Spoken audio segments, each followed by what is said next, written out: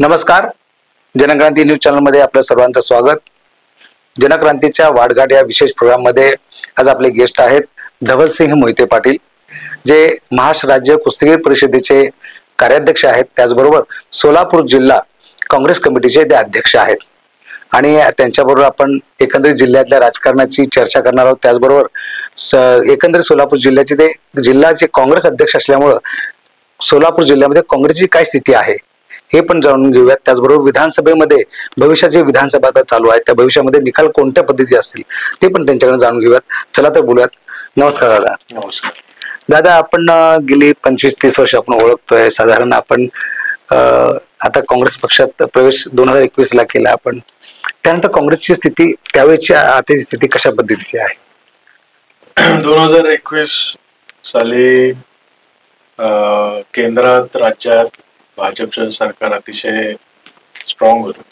त्या काळामध्ये सगळ्यांचा ओढ हा भाजपमध्ये प्रवेश करण्यामध्ये होता. अशा काळामध्ये प्रवाहाच्या विरोधामध्ये मी काँग्रेस पक्षामध्ये प्रवेश करून पहिले 6 महिने कार्यकर्ता म्हणून काम केलं. त्याच्यानंतर आदरणीय बाळासाहेब थोरात साहेब, आदरणीय नानाभाऊ पटोले, आदरणीय शिंदे साहेब यांनी माझ्यामध्ये जो विश्वास व्यक्त केला आणि मला जिल्हाध्यक्ष केलं.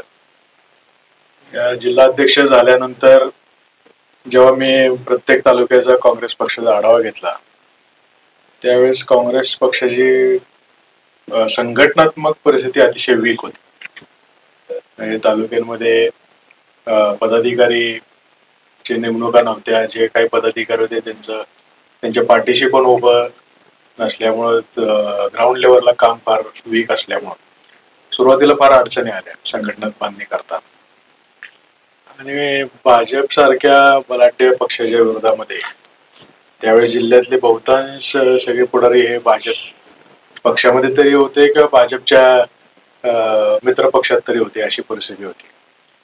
आणि एक दबाव, फार राजकीय दबाव सर्वसामान्य युवा पिढीवर सुद्धा होता नाकारून चालणार. मी सोलापूर जिल्ह्याचा मग दौरा करायचं ठरवलं. मी जवळजवळ 28 दिवस जिल्ह्यामध्ये दौरा करत होतो. म्हणजे ज्या तालुक्यामध्ये रात्र होईल त्या तालुक्यात कार्यकर्त्याचे, नाहीतर मग गेस्ट हाऊसला मुक्काम करायचा आणि दुसऱ्या सकाळी झाले की तिथून पुढे दौरा सुरू करायचा. असं सोलापूर जिल्ह्यामध्ये जवळजवळ 27,000 किलोमीटरचा माझा दौरा झाला 28 दिवसामध्ये. दररोज साधारण एक 10-12 गाव आम्ही भेटी द्यायचो. आणि सोलापूर जिल्ह्यातले प्रत्येक ZP पंचायत समिती गणामध्ये भेटी देऊन कार्यकर्त्यांशी, सर्वसामान्य जनतेशी संवाद साधून एक नवीन फळी त्या ठिकाणी काँग्रेस पक्षाची निर्माण केली. आज सांगताना आनंद वाटतो की काँग्रेस पक्षाची संघटनात बांधणी ही सोलापूर जिल्ह्यामध्ये चांगली झाली. जवळजवळ 70,000 ते 80,000 सभासद हे काँग्रेसच्या आज ग्रामीण भागामध्ये आपल्याला पाहायला मिळतात. आज ती संघटनात्मक बांधणी काँग्रेस पक्षाची जी केली, त्याच्यामध्ये शिंदे साहेबांचंही आम्हाला सहकार्य मिळालं, नानाभाऊ पटोलेंच्या सहकार्यामुळे त्याला अजून वेग मिळाला.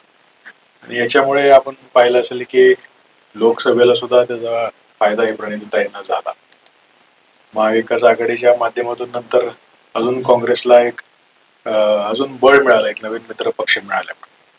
आम्हाला अपेक्षा आहे की या सोलापूर जिल्ह्यामध्ये महाविकास आघाडी एक चांगलं परफॉर्मन्स जिल्ह्यामध्ये यावेळेस 2024ला करेल, ही अपेक्षा आम्ही सगळेजण बाळगतो. नक्की दादा, ह्याच विषयाला धरून एक विषय असा आहे की गेली 2 पिढ्यांचं राजकारण तुम्ही बघताय. 2 पिढ्यांच्या राजकारणामध्ये पूर्वीच्या पिढीतलं राजकारण, आताच्या पिढीतलं राजकारण किती बदल झाला आपल्याला असं वाटतंय? खूप बदल झाला. त्याच्यामध्ये सोशल मीडियाचा फार मोठा रोल आहे असं म्हटलं चुकीच ठरणार. पूर्वीचं राजकारण हे शब्दावर चालत होतं आणि एक शब्दाची बांधिलकी, विकास कामं हा मुद्दा प्रचारांमध्ये असायचा.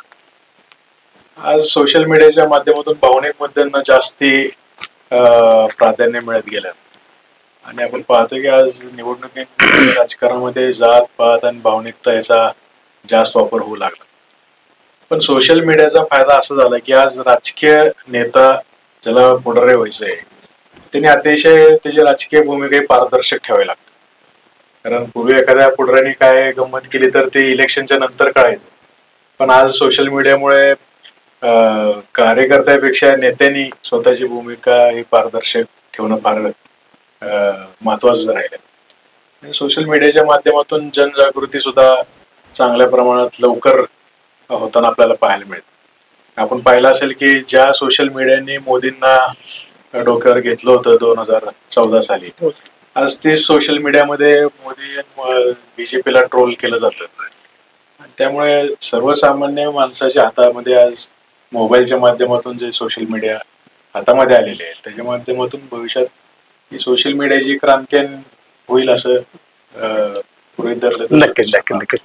पण दादा ह्याच्यात माझा असा विषय होता की जे राजकारण आज बीजेपी कडून झालं, पक्षांमध्ये 2 गट पाडले, राष्ट्रवादी शिवसेना, हे जे 2 गट झाले, पक्ष फोडण्यापर्यंतची तयारी, हे राजकारणाच्या बाबतीत, या राजकारणाबाबत काय वाटतं आपल्याला? नाही, मुळात आता जुनी म्हण आहे, बळी तो कान पिळी. पण कान तुटेपर्यंत कोण एवढं पिळेल असं कधी वाटलं नव्हतं. म्हणजे आदरणीय स्वर्गीय बाळासाहेब ठाकरे आणि आदरणीय पवार साहेब यांचे पक्ष फुटतील असं कधी आजपर्यंत राजकीय महाराष्ट्राच्या राजकारणात कोणी कधी अपेक्षित केलं नव्हतं. पण भाजपने तेही करून दाखवलं असं सध्या तरी आपल्याला पाहायला मिळतं, आणि ते सुद्धा सत्तेसाठी. म्हणजे आज फडणवीस साहेबांच्या शब्दावर सगळ्यांनी विश्वास ठेवला आणि 70,000 कोटीचा घोटाळा झाला हे लोकांनी विश्वास ठेवला. त्यामुळे आघाडीचं सरकार पडलं आणि फडणवीस साहेब मुख्यमंत्री झाले. आणि फडणवीस साहेबांचं व्यक्तिमत्व अतिशय अभ्यासू व्यक्तिमत्व आहे, आणि त्यामुळे लोकांनी विश्वास ठेवला की बहुतेक खरं असं. पण आज अजितदादांना बरोबर घेतल्यामुळे त्या विश्वासाला कुठेतरी तडा गेला असं म्हटलं तरी चुकीचं ठरणार नाही.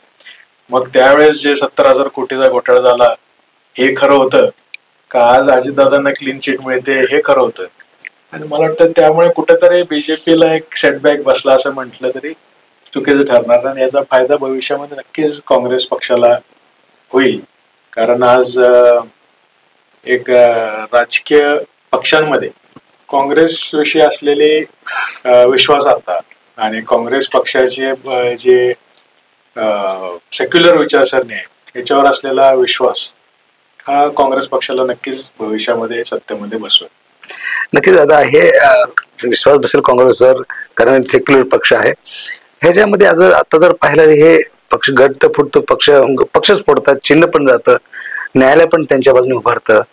हे सत्तेचा गैरवापर असं म्हणता येईल?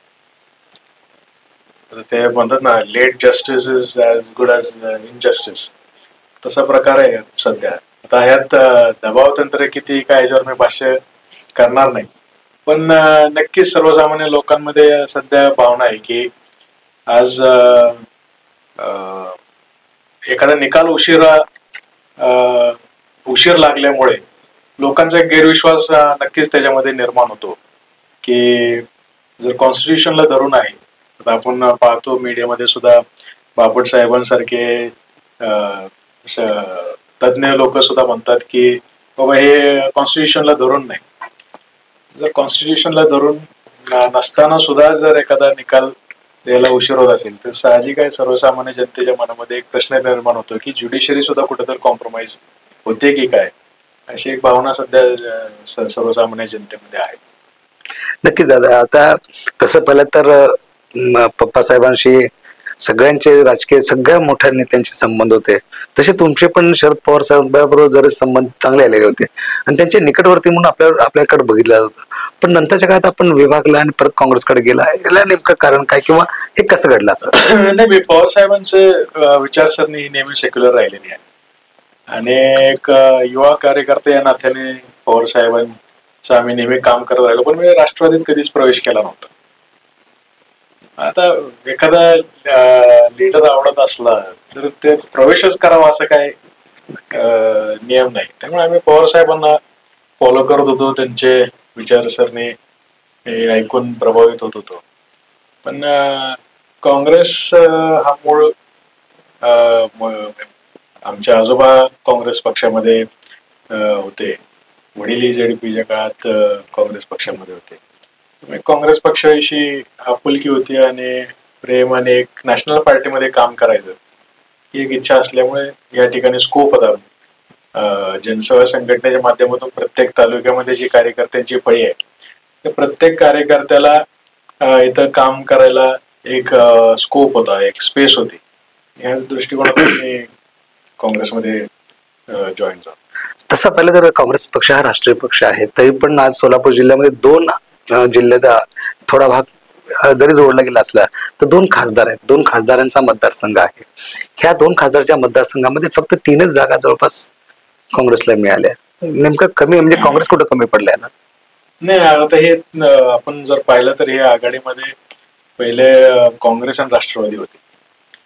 आता ठाकरे साहेबांचे सुद्धा आघाडीमध्ये ताकद असल्यामुळे कुठेतरी काँग्रेसच्या जागा कमी होणार का राष्ट्रवादीच्या कमी होणार ह्या जो गोंधळ होता किंवा मागणी होती ह्याच्यामुळे मला वाटतं म्हणाव्यात अशा जागा आम्हाला मिळाल्या नाहीत. त्यामुळे जिल्ह्यामध्ये थोडे काँग्रेस पक्षामध्ये ग्रामीण भागात आम्ही वाढत असताना जे नव्या दम्याचे कार्यकर्ते तयार केले त्यांना फार अपेक्षा होती की आमच्या खासदार आदरणीय प्रणितीताई शिंदे यांना ग्रामीण भागातून सगळ्यात जास्त लीड मिळालं. त्यामुळे आम्हाला अपेक्षा होती की ग्रामीण मधले मतदारसंघ काँग्रेसला जास्त सुटावेत की जेणेकरून आम्हाला पक्षाला हक्काने 4 आमदार निवडून देता येतील. पण आता शेवटी ते 3 पक्षाचे आघाडीच नक्कीच. पण दादा ह्याच्यामध्ये एक सगळ्यात महत्वाचं आहे, काँग्रेसच्या हक्काची जागा जी दक्षिण सोलापूर मतदारसंघाची जागा होती तिथं आपलं पण नाव घेतलं जात होतं.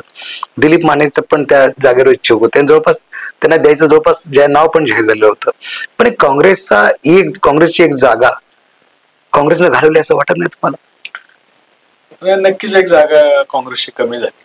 पण आता आज या गोष्टीवर मी भाष्य करू शकणार नाही, कारण ह्या आत्ताच इलेक्शनच्या काळात घडलेल्या घडामोडी नेमकं याचं मागे काय कारण होते किंवा याच्या मागे काय घटना घडल्या यावरती मी आज सविस्तर बोलू इच्छित नाही. इलेक्शन नंतर जेव्हा कधी ह्या वेळ मिळेल तेव्हा नक्कीच या गोष्टीवर आपण. दादा आता आपण महाराष्ट्र राज्य कुस्तीगीर परिषदेचे कार्याध्यक्ष आहेत.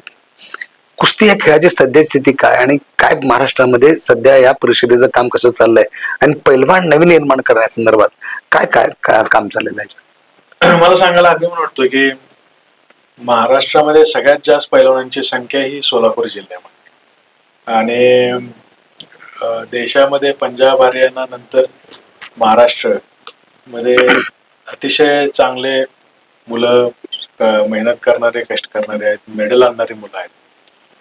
आज मधल्या काळामध्ये कुस्तीच्या परिषदेच्या मध्ये सुद्धा पक्षीय राजकारण घुसलं होतं. आदरणीय पवार साहेबांच्या नेतृत्वाखाली आम्ही सगळे काम करत असताना त्या ठिकाणी भाजपने जे राजकारण करण्याचा प्रयत्न केला त्यामुळे थोड्या मधल्या काळामध्ये कुठेतरी डिस्टर्बन्स त्या ठिकाणी झालं होतं. मग 2-2 महाराष्ट्र केसरी करण्याची सुद्धा वेळ त्या ठिकाणी मधल्या काळामध्ये आलं होतं. मला वैयक्तिक असं वाटतं की खेळामध्ये राजकारण आणलं नाही पाहिजे आणि कुठलाही पक्ष असला तरी एक स्पोर्ट्समन तयार करण्याच्या दृष्टिकोनातून एक योगदान त्या ठिकाणी झालं पाहिजे. आज महाराष्ट्रामध्ये एवढी चांगली संख्या पैलवानांची असताना सुद्धा जसं गावोगावी तालमी होत्या त्यामुळे मुलं मोठी होत असताना तालमीत पाठवले जायचे, सराव व्हायचा आणि एक व्यायामाची आवड त्या पिढीमध्ये निर्माण होती. आज त्या तालमी कुठंतर मोडखळीत आलेले आहेत. अजून सुद्धा गरिबाच्या घरचं पोरग अतिशय कष्ट करून मेहनत करतं, पण एका स्टेजला आल्यानंतर जे मॅचचा सराव मेडल मिळवण्यासाठी जे टेक्निकल नॉलेज त्या ठिकाणी मिळायला पाहिजे, चांगले कोचेस उपलब्ध करून देणे पाहिजे, ते अजून सुद्धा कुठंतर म्हणावं असं ग्रिप घेत नाहीये. पण आमचा प्रयत्न चालू आहे की प्रत्येक गावामध्ये मॅट आणि एक चांगला व्यायामाचा हॉल शासनाच्या माध्यमातून निर्माण करायचा आणि चांगले प्रत्येक गावोगावी चांगले कोच जर आपल्याला देता आले तर नक्कीच एक दर्जा सुधारेल आणि ऑलिम्पिकला आपण नक्कीच महाराष्ट्राचे मुलं गोल्ड मेडल आणू शकतात. हा सध्या पोटेन्शियल आपल्या इथल्या जिल्ह्यातल्या मुलांमध्ये. नक्कीच दादा. आता आणखी एक वेगळा प्रश्न विचारतो की बिबट्याला मारले धवलसिंग दादा, धवलसिंग म्हणतात. नेमका तो प्रसंग काय होता आणि तो कसा प्रकार होता तो सगळा? कोविडचा काळ होता आणि एक नरभक्षी बिबट्या जवळजवळ 3 जिल्ह्यांमध्ये त्याने धुमाकूळ घातला होता. मला वाटतं हा बिबट्या नरभक्ष त्या जालना, बीड या भागातून आपल्या करमाळा तालुक्यामध्ये आला, सोलापूर जिल्ह्यामध्ये. आणि करमाळ्यात येईपर्यंत त्याने जवळजवळ 9 लोकांचे बळी घेतले होते. आणि ते अतिशय शॉर्ट स्पॅन मध्ये तो मारत होता. म्हणजे दर 4-5 दिवसाला एखादा बळी मनुष्य घ्यायचा आणि त्याचा रेट तो खूप फास्ट होता. करमाळा तालुक्यामध्ये आल्यानंतर ते 3 दुर्दैवी नरभक्षाकडून माणसं मारली गेली. त्यावेळेस अनेक शूटर्स पुण्यावरून वगैरे महाराष्ट्रातून आले होते त्या ठिकाणी त्याला मारण्यासाठी. मला जोपर्यंत परमिशन मिळेल तोपर्यंत त्याच्यावरती 3-4 वेळा फायर करून पण झालं होतं, पण त्यांना काय तो टिपता आला नाही बिबट्या. आमचे मित्र आहेत तावरे म्हणून, आम्ही दोघांना घोडे रायडिंगचे शौक असल्यामुळे त्यातनं आमची मैत्री झाली. मग आम्ही दोघांनी मिळून ठरवलं की त्या ठिकाणी जाऊन आपण प्रयत्न करू. आपल्याला तर मी पहिल्यापासून शूटिंग मध्ये असल्यामुळे मी नॅशनल रायफल असोसिएशनचा लाईफ मेंबर आहे आणि महाराष्ट्र रायफल असोसिएशनचा मेंबर आहे. पिस्टल शूटिंग मध्ये सुद्धा मी ज्युएस सब ज्युनियर्स मध्ये कॉम्पिटिशन मध्ये भाग घ्यायचो. मग एक आपल्या भागातल्या लोकांना काहीतरी मदत आपल्याला करता आली तर बघावं म्हणून एक प्रयत्न म्हणून आम्ही त्या ठिकाणी गेलो होतो. ऊसाचं रान, केळीच्या बागा आणि त्यामुळे एवढ्या मोठ्या क्षेत्रामध्ये सगळं उजनीचं बॅकवॉटर, त्याला टिपून एका बिबट्याला टिपणं, तो सुद्धा एक नरभक्ष, हे खूप मोठं आव्हान होतं आणि एक धोकादायक त्या ठिकाणी परिस्थिती होती. मग मी आणि माझे मित्र होते विकास साठे, जुबिन पोस्टवाला म्हणून पुण्यात पृथ्वीराज जगदाळे. मग आम्ही दररोज त्याच्या ते पग मार्क्स वरती त्याला ट्रॅक करायचो.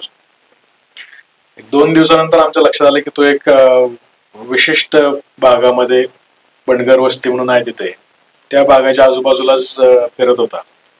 आणि आम्ही ठरवले की त्या ठिकाणी वास्तव्य ठेवायचं. मग ते बंडगर सरांच्या तिथं वस्तीवर आम्ही मुक्कामाला होतो. फॉरेस्टचे पण लोक बरोबर होते आमच्या. आणि 4 दिवस झाले तरी त्यांनी काही कुठं मूव्ह दिसली नाही. आम्हाला त्याचा एक अभ्यास केला होता की 45 दिवसाचा त्याचा अभ्यास, ट्रॅक रेकॉर्ड आम्ही पाहिला की दर 4-5 दिवसांनी तो एक किल करायचा. आम्हाला एक अंदाज आला होता की 4 दिवस झाले बिबट्याने कुठे हल्ला केला नाही, म्हणजे आता कुठे ना कुठे तर तो बाहेर येऊन एक्सपोज होऊन कुणाला तरी हे करणार.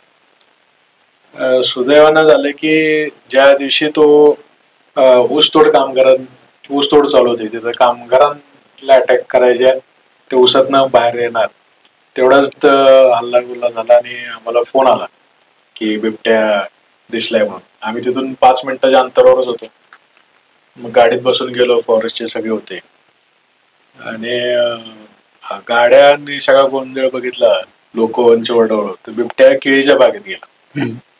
केळीच्या बागेत परत मग त्याला ट्रॅक करायचं, जमलं तर ट्रँक्युलाइज करायचं या हिशोबाने आत घुसल्यानंतर त्या केळीच्या शेतात गाडी थांबली तसं बिबट्या केळीच्या सरीतून पळत चालला होता. गाडी थांबलेली पाहिल्यानंतर तो वळाला आणि डायरेक्ट अंगावर चार्ज केला.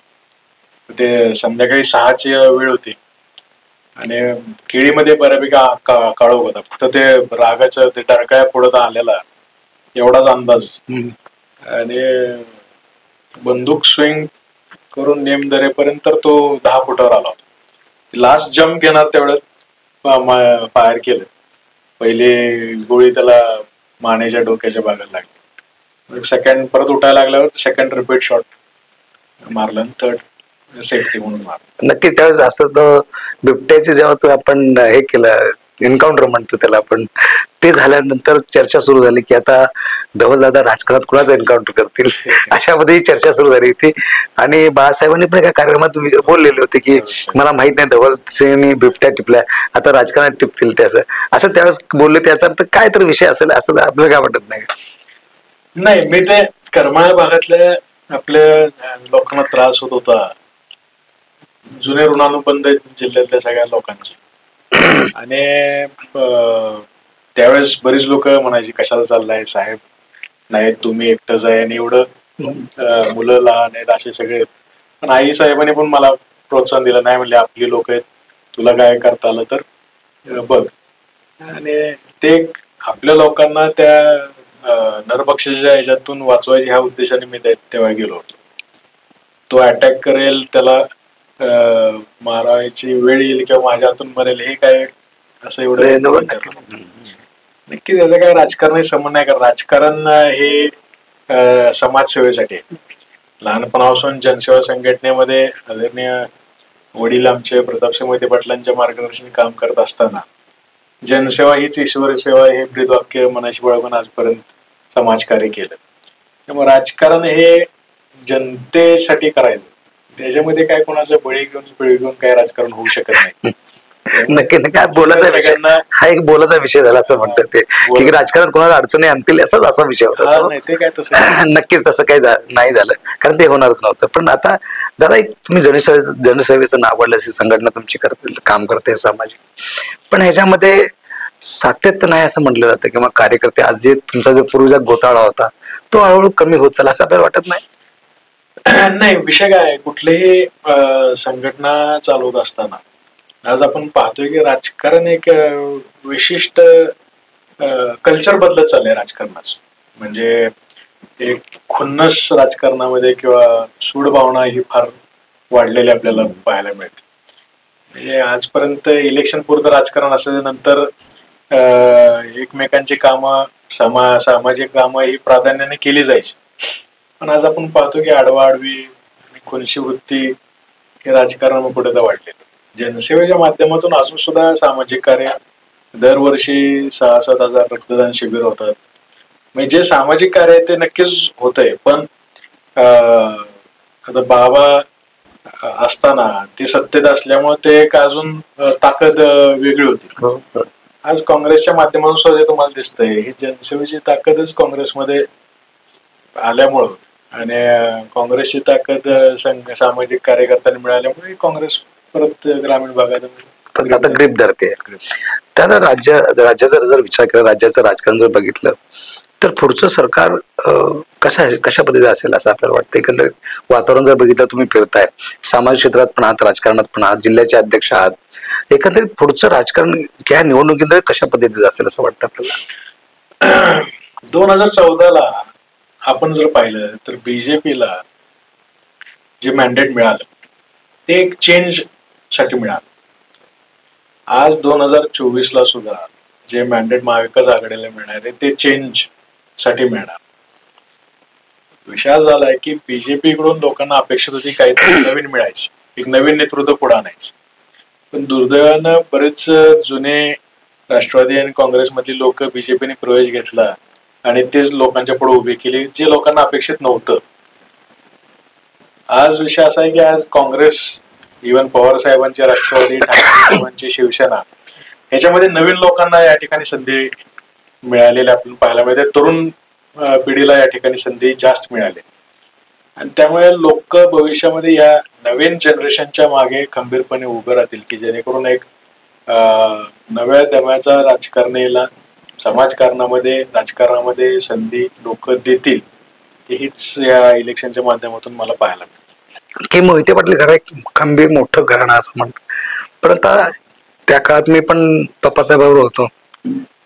हे सगळं घर कुटुंब पुन्हा परत येईल अशा पद्धतीने काय प्रयत्न चालू आहेत का, होतील का असं लोकांना, जिल्ह्याच्या लोकांना वाटतं की व्हावं? ना, विषय असा आहे की जो तो आपल्या आपल्या परीने त्याची स्पेस शोधतो आणि ज्याला जिथं ज्याच्या आयडियोलॉजीज मॅच होत आहेत, ज्याला जिथं संधी मिळते तिथं ते काम करतायत. आता कधी कधी पुलावरून पाणी एवढं वाहून जातं की मागचं बघण्यापेक्षा पुढचं आपण बघायला पाहिजे. लोकांच्या हिताच्या दृष्टिकोनातून मग ते जिल्ह्याचे प्रश्न सुटले पाहिजे. म्हणजे आम्ही लहान असताना पाहिजो की कुठला आमदार कुठल्याही पक्षात असला तरी जिल्ह्याच्या विकासासाठी, निधीसाठी, पाण्यासाठी एकत्र येऊन भांडायचे. आज ते कुठं तर कमी झालेलं दिसतंय आपल्याला. त्यामुळे आम्ही एकत्र कोण येतंय नाही येतं हे बघण्यापेक्षा जिल्ह्याच्या प्रश्नासाठी कोण आपल्या आपल्या नेतृत्वाच्या माध्यमातून किती योगदान देऊ शकतो हे पाहणं फार महत्वाचं. नक्की नक्की. आता साखर कारखान्याचा विषय काढला तर देशात म्हणता येईल की सगळीकडे सगळ्यात जास्त कारखाने सोलापूर जिल्ह्यात आहेत. उजनीचं पाणी क्षेत्र असल्यामुळे आपल्याला कारखाने मोठ्या प्रमाणात चालतात. पण शेतकऱ्याला भाव कॉन्स्टंटली प्रत्येक ठिकाणी वेगवेगळा का मिळतो आणि त्यासाठी काय करायला हवं? मुळात आपण सोलापूर जिल्ह्याचा इतिहास जर पाहिला तर सोलापूर जिल्हा हा दुष्काळी जिल्हा म्हणून ओळखला.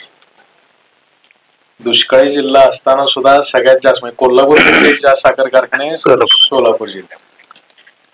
नक्कीच ऊस क्षेत्र वाढत चाललंय, पण त्या प्रमाणामध्ये ऊसाचं टनेज आणि ऊसाची रिकव्हरी हा फार महत्वाचा फॅक्टर आहे. कारण रिकव्हरी जर आपल्याला तेवढी नाही मिळाली, साखरच उत्पादन जर तेवढं नाही झालं तर नक्कीच मग ते कारखान्यांवरती आर्थिक लोन रिकव्हर करणं या सगळ्या गोष्टी अडचणीच्या होऊन जातात. त्यामुळे भविष्याच्या दृष्टिकोनातून अजून कारखानदारी वाढवून प्रत्येकाला ऊस पुरणार का नाही हा भविष्यामध्ये फार मोठा प्रश्न आहे. आणि आपण पाहतो की आता यावर्षी धरणं भरली म्हणून ठीक, पण जेव्हा दुष्काळी परिस्थिती येते तेव्हा मग एवढ्या मोठ्या इन्व्हेस्टमेंट सभासदांचे असलेले सगळे शेअर्स आणि ते पैसे सगळं अडचणीत येऊन जातात आणि एकंदरीत मग परत शेतकरीच हा अडचणीत येतो. आता ऊस दराच्या बाबतीत सांगायचं झालं तर आपला पट्टा हा तसा लो रिकव्हरी झोन मध्ये येतो. आणि दराच्या बाबतीमध्ये सेम रिकव्हरी असून सुद्धा जी तफावत आपल्याला पाहायला मिळते ते नक्कीच त्या कारखान्यांचे मॅनेजमेंट इश्यू आहे. दुसरा हार्वेस्ट ऊस किती लांबून आला लागतो त्याचा एक इश्यू आहे. ऊस वाहतूक मध्ये किती असे अनेक फॅक्टर्स त्याच्यामध्ये इन्व्हॉल्ड असल्यामुळे दरावरती नक्कीच फरक राहतो. दादा नक्कीच राजकारणामध्ये पण प्रत्येकाला चांगले वाईट दिवस येतात. आपल्या पण राजकारणात असे काहीतरी चांगले वाईट दिवस आले असतील, त्यातले काय शेअर करता येईल का आपल्यावर? मी राजकारण माझं समाजकारणात जनसेवेच्या माध्यमातून सुरू झालं. वडील ज्या पक्षामध्ये वडिलांबरोबर आम्ही प्रचाराला जायचो. मी ऍग्रिकल्चर PhD माझी चालू असताना वडील आजारी पडले आणि अचानकपणे एकदम सगळे जबाबदारी खांद्यावरती आल्या. त्याच्यामध्ये मग हे राजकारण, कौटुंबिक आणि या सगळ्या गोष्टी सुरू झाल्या. पण एकच गोष्ट सांगायचं, destiny always favours the brave. So संघर्ष हा माणसाच्या आयुष्यात आलाच पाहिजे, कारण संघर्ष आल्याशिवाय माणसं कळत नाही आणि माणसं कळाल्याशिवाय त्याची किंमत कळत नाही. म्हणून आज संघर्ष करत असताना, स्वतःचे कार्यकर्ते निर्माण करत असताना आज मला जीवाभावाचे कार्यकर्ते मिळाले. आज प्रत्येक तालुक्यात हक्काची माणसं मिळाली आणि माझ्या जनरेशन मध्ये नव्या दमांची लोक आज माझ्याबरोबर काँग्रेस पक्षामध्ये काम करतात, माझ्यावरती विश्वास ठेवून त्या ठिकाणी काम करतात. म्हणजे 2021 पासून आतापर्यंत काँग्रेस पक्ष जीवन ठेवणं जिल्ह्यामध्ये सुद्धा फार मोठं आव्हान होतं. विशेषतः आता अक्कलकोटला मेत्रे साहेब आहेत, दक्षिणला काँग्रेस प्रवाह आहे, पण हे तालुके जर सोडले तर इतर ठिकाणी काँग्रेसचे कार्यकर्त्यांना सुद्धा पाठीशी उभं राहणं ही मोठी कसरत होती. आणि ते म्हणून मी पक्ष सक्षमपणे कार्यरत ठेवू शकलो ही माझ्यासाठी एक मोठी अचीवमेंट आहे. नक्कीच याचा भविष्यामध्ये एक चांगलं रूपांतर होईल. आता भविष्यामध्ये येणाऱ्या ZP पंचायत समितीला तुम्हाला काँग्रेस अतिशय प्रभावीपणे त्या ठिकाणी दिसेल तुम्हाला का रिझल्ट त्या ठिकाणी. नक्की दादा, आपण आता विधानसभा निवडणूक आहे, आता आपण मतदारांना काय आव्हान करता? मी आव्हान करण्यापेक्षा मतदारांनीच ठरवलं आता बदल घडवायचा.